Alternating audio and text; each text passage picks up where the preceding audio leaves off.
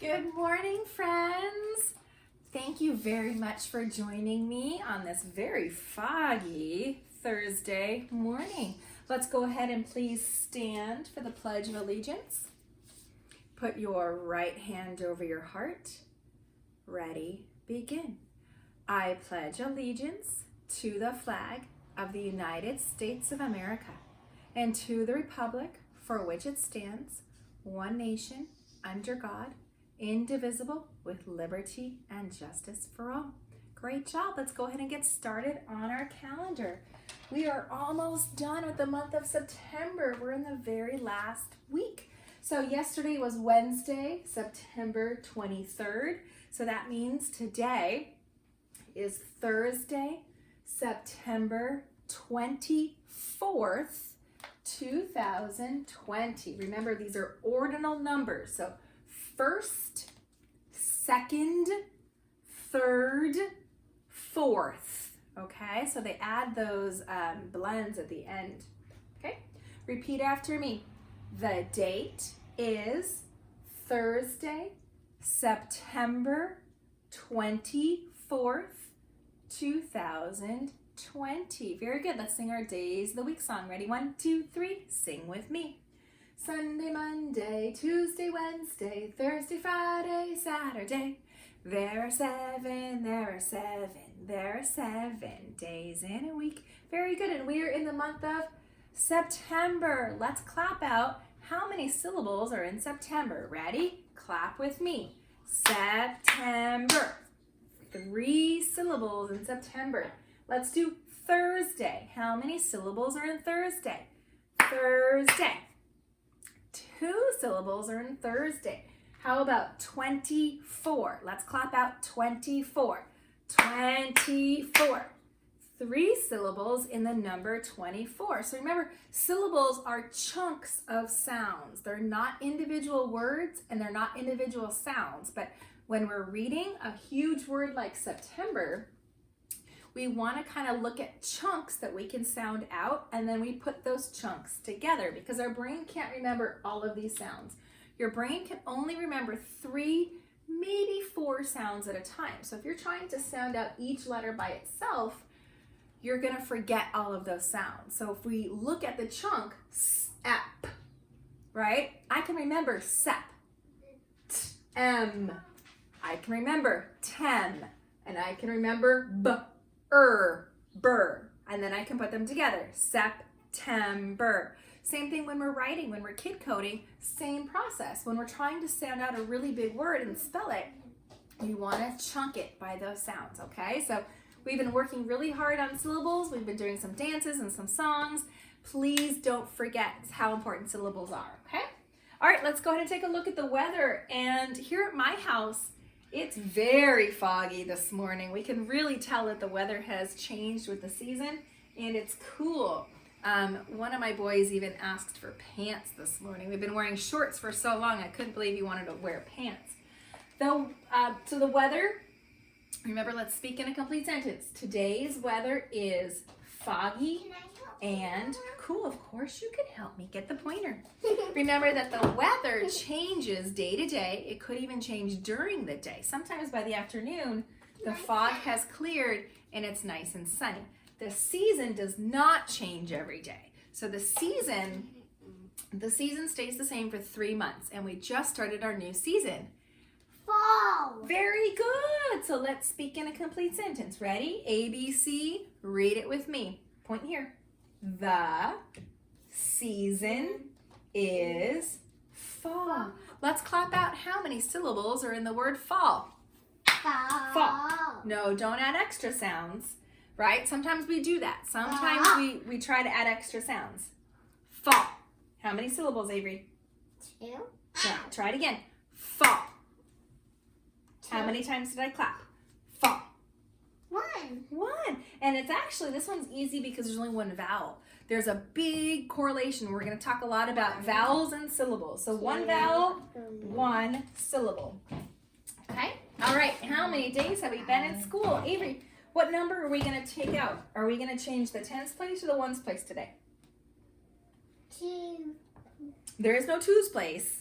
The one The ones place, because we're only adding one more day of school. If we were adding a group of 10, then we would change the tens place, but we're not there yet. So we're gonna take one straw. Can you put that in the ones place? And I am going to look for what numeral? What numeral comes after 4? Avery, what numeral comes after 4? You don't know? What do we do if we don't know? Let's count. 1, 2, 3, 4, 5. 5. Remember, math is all about patterns and relationships and predictability. So I can predict that 5 is always going to come after 4, right? So order matters in math. So put the 5 in the ones place, and let's count the grown-up way. Ready? 1, 2, 3. Count with me. Very good. This is a group of 10, so I'm not going to count. 1, 2, 3, 4, 5. That takes too long.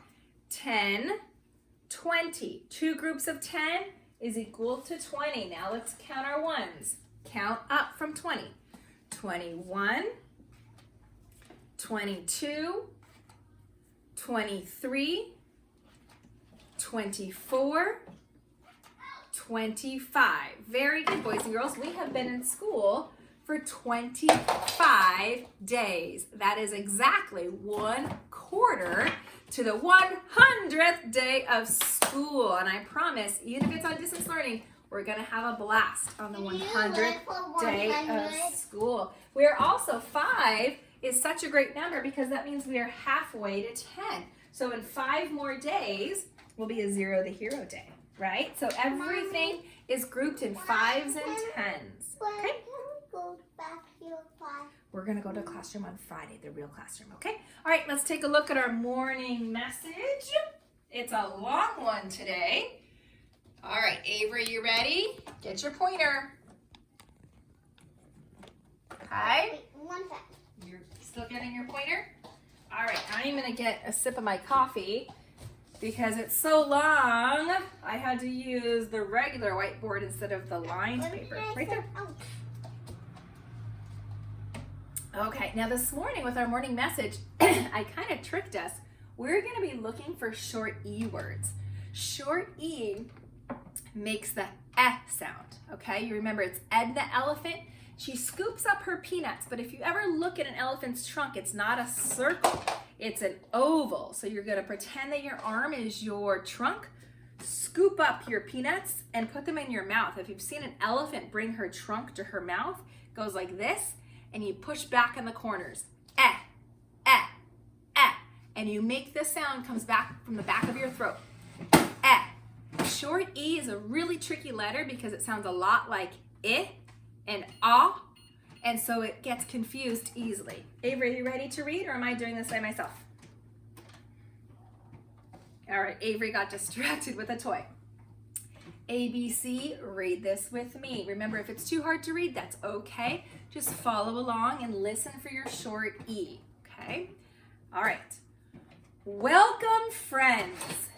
Yesterday, we worked very hard in Writer's Workshop. Soon, we will get more time to edit that great work. Avery, that's a little too loud. Do you want to take the cash register? Oh, look, register. She's playing with a cash register, has short E. Would you like to play with it in the other room, or would you like to wait until we're done? It's a little too noisy. That's a great choice. I'm gonna start over, boys and girls. Remember, we read with our ears before we read with our eyes. So I think some of you might be noticing that we have short E sounds, but not usual short E spelling patterns. So just listen for me. Welcome, friends. Yesterday, we worked very hard in Writer's Workshop. Soon, we will get more time to edit that great work. Remember, you're never done. You've only just begun. Love, Mrs. Amico.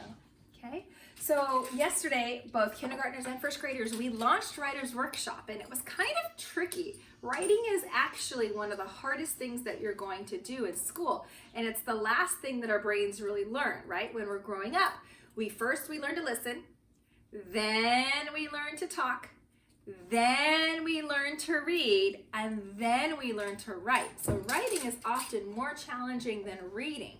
So take your time. You all did a great job, and we're going to work on it this year. Okay, so short E says ah.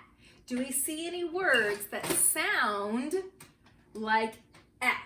Okay, so be careful because the spelling patterns might break the rules, but you're listening for the ah sound, okay? Avery, do you want to help me circle some words with the short E? And just to remind us, I have a picture of a helicopter, has the short E sound in it.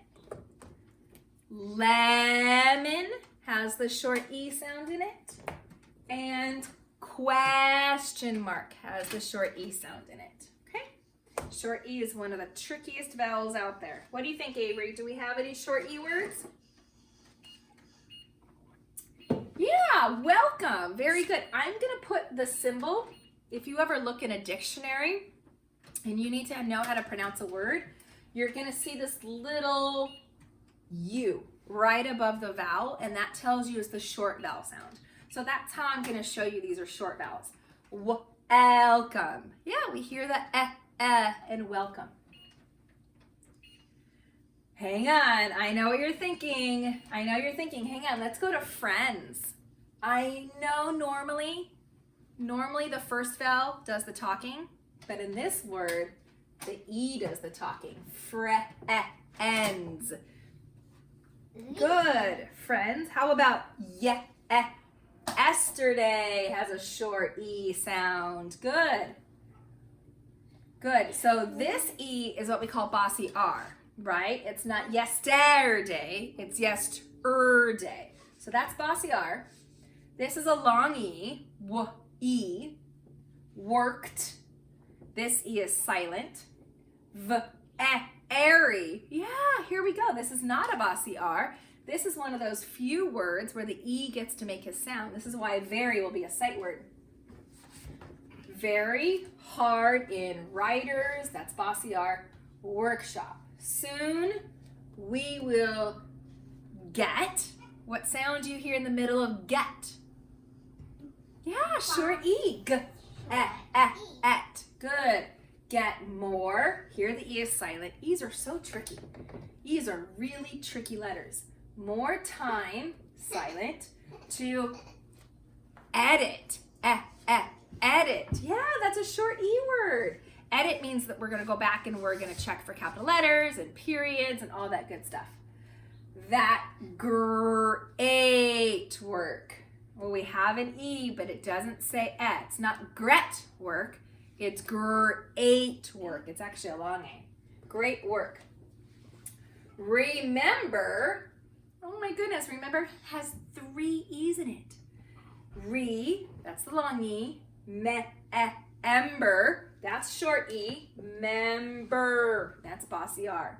Remember, your, it's a contraction, the E is silent.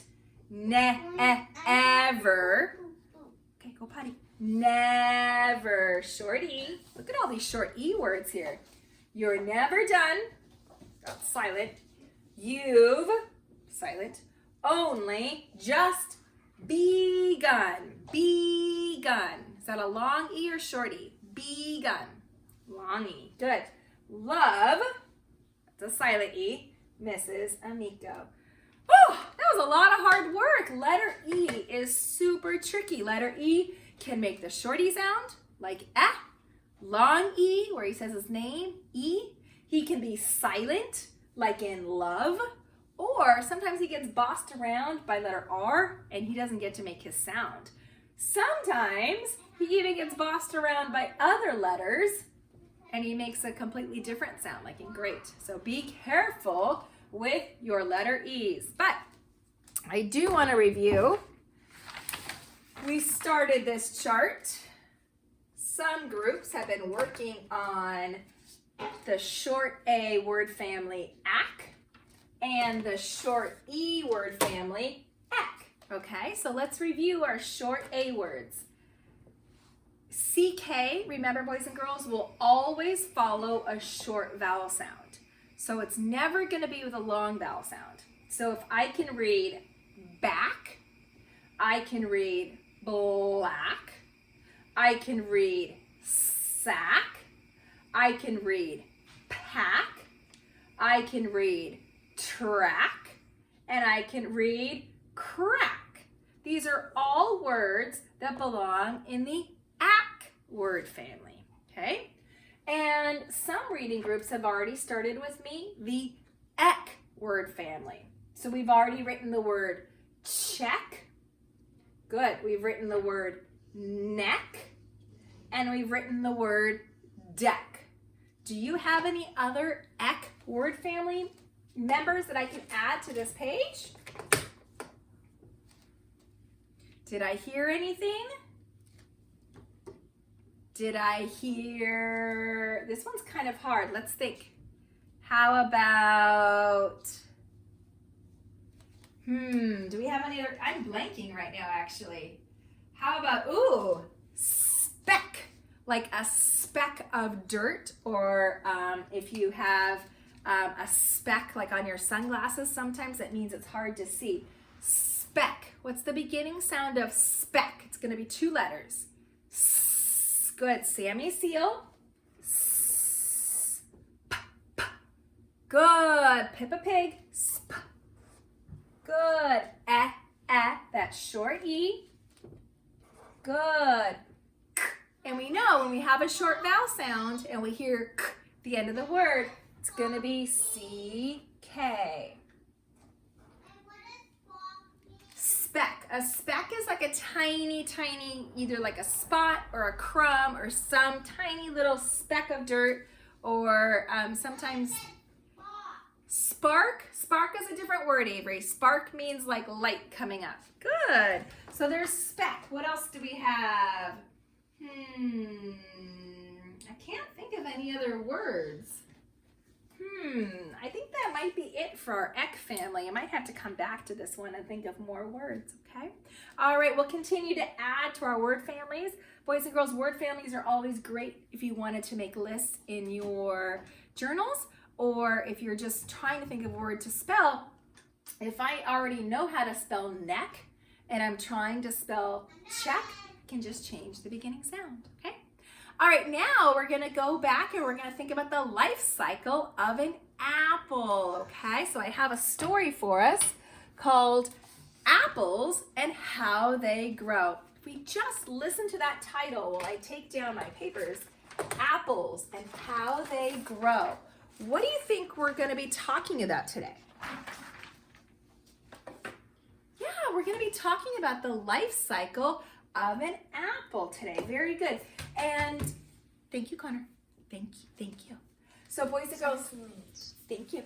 The title of the story really gives us a lot of information about the type of book. So Apples and How They Grow is an informational book. It's nonfiction. And why do you think the author would have written this story? Well, it could be for fun, but he's going to teach us.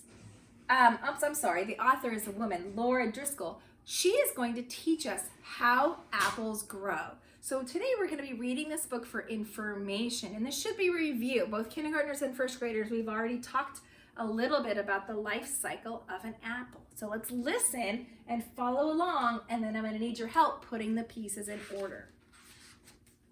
Okay. Lift, twist, pluck. Ta-da! It's a yummy apple. It is fall, apple picking time. There are red apples, green apples, and yellow apples. There are sweet apples. There are tart apples. There are hundreds of kinds of apples. Where do they all come from? Apples grow on trees, right? Right.